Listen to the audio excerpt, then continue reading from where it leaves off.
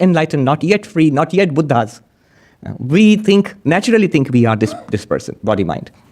So that's one meaning of the word I, the primary meaning. But the enlightened persons have two meanings for the word I, which is different from us. What they have been able to do is separate the witness consciousness from the reflected consciousness. For them also the mirror is there. What's the mirror? The mind. What's the face in the mirror? The reflected consciousness. What's the original face? The witness consciousness, Sakshi. The enlightened person is clearly able to distinguish between reflected face, real face. Yes, I can do that. You can do that for a reflected face and real face, but the enlightened person can distinguish between witness consciousness and reflected consciousness. So, reflected consciousness, the awareness which we have right now, which is enabling us to hear and talk, or not hear, as you will, and dream, and the original consciousness, the witness consciousness, which is being reflected in the mirror of the mind. This clarity, we are aware of the mixture. They are able to separate it. Sri Ramakrishna put it very, very in his sweet metaphor. Sand and sugar are mixed. The ant can separate them. Water and milk are mixed. The swan can separate them. And the last one, in Bengali, golmale malache, golti badye malti lode. I mean, the translation comes nowhere close to the punch of the original. It says, in chaos, there is truth. Leave the chaos behind and take the truth out of it. Very poor translation. Now, in this mixture of pure consciousness and reflected consciousness, the enlightened person is able to separate the two. If you ask Ramakrishna, who are you truly? And Ramakrishna will say, I am Satchidananda. I am existence, consciousness, bliss. And then you ask, so do you live in a room in the temple garden of Dakshineshwar? He will say, yeah. How can pure consciousness live in a room in the temple garden of Dakshineshwar? Are you a priest of the Divine Mother Kali? He'll say, yes. How can pure consciousness be a priest of Divine Mother Kali or anything else? And if you say that, do you have a beard? He'll say, yes, I have a beard. How can pure consciousness have a beard? The enlightened person uses the word I in two senses. One clearly as the real Satchidananda, I am Brahman, where with full honesty and conviction, he can claim, Chidananda Rupaha Shivoham Shivoham. I am of the nature of bliss and consciousness. I am Shiva, I am Shiva. Can claim, honestly.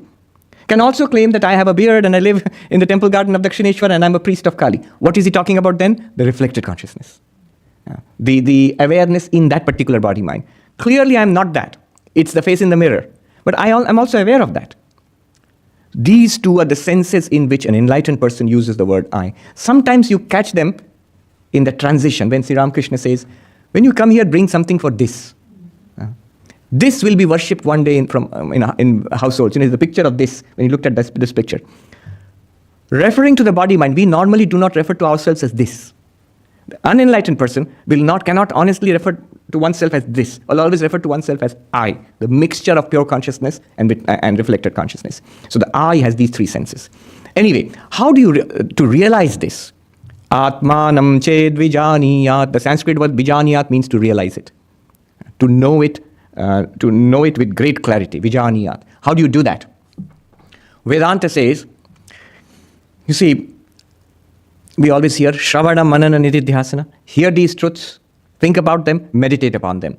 Here is an insight. I'll share this quickly with you. When we study the Vedanta, this truth is told to us that you are the original consciousness, the witness consciousness. Where do we get it from? Just now we are studying what? A little from the Upanishads, yes. We are studying a mantra from the Upanishads. The source of spiritual knowledge is the Upanishads. Vedanta is based on the Upanishads. It's the experience of the sages which they have shared with us. That points out this reality to us. You require that person, wise person, to point out, thou art the 10th.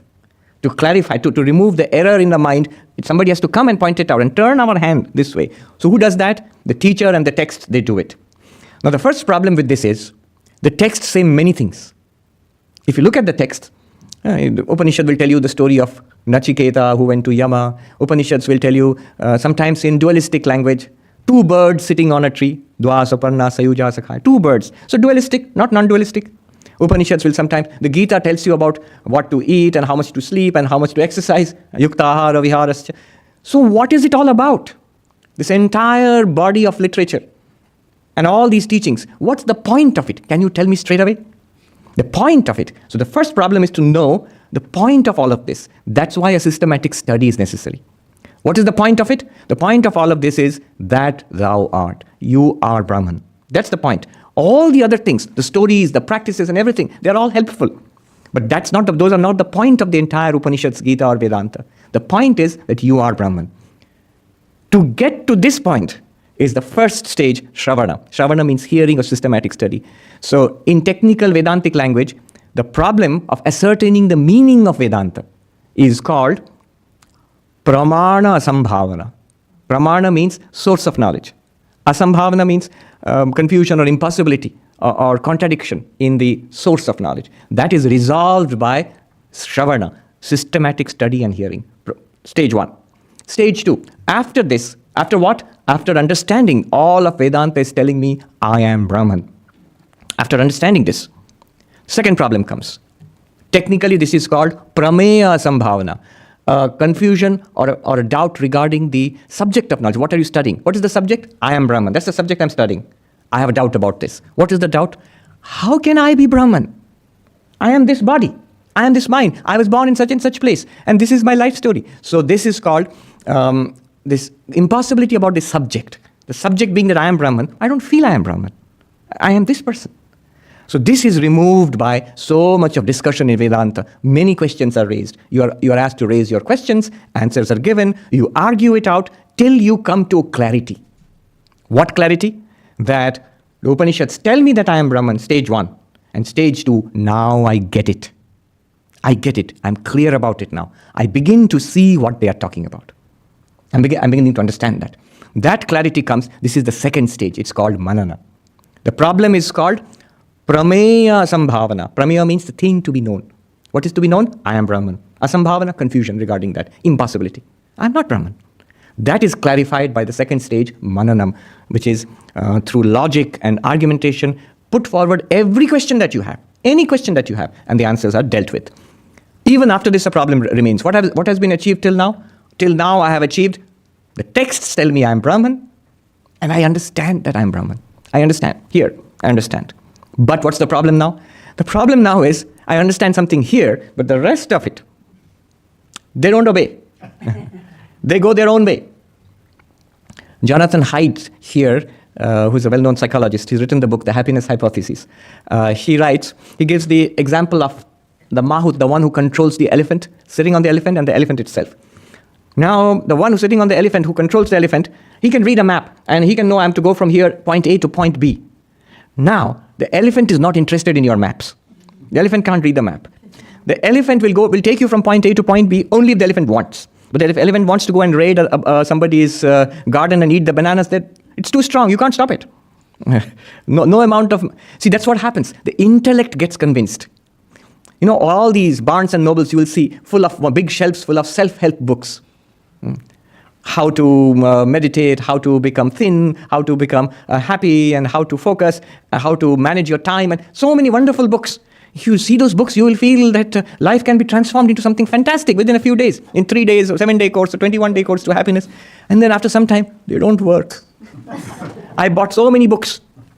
They don't work. They all say nice things and persuasive things. What has happened? The books speak to the intellect. The intellect is convinced. The intellect is full of enthusiasm. Yes, I must get up at 4 a.m. in the morning and meditate and do yoga. Intellect is full of fire and enthusiasm. But next day in the morning, when it is cold, when it is in the 20s, and it's really, really cold, and 4 a.m. the alarm goes off, the body says, I'm the one who's going to get up and feel cold, not you. Intellect said, but what about all the resolutions? What about all the decisions that I have to do this? The body says, those were your resolutions. Did you ask me? I like sleeping. I like remaining under covers. And who's stronger? Usually the body is stronger. It's like a committee where the intellect is one member, but the emotions are another member. The likes and dislikes, the past conditioning is another member. The physical body with its nervous system is another member of the committee. Those members did not sign on for your program of self-improvement. So what does the elephant respond to? The elephant, just think about it. What do the Mahuts do? They don't give inspiring talks to the elephant.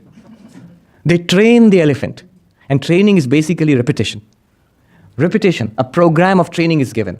So once I have understood this, once I have grasped this particular truth, that I am Brahman, then I have to dwell on it.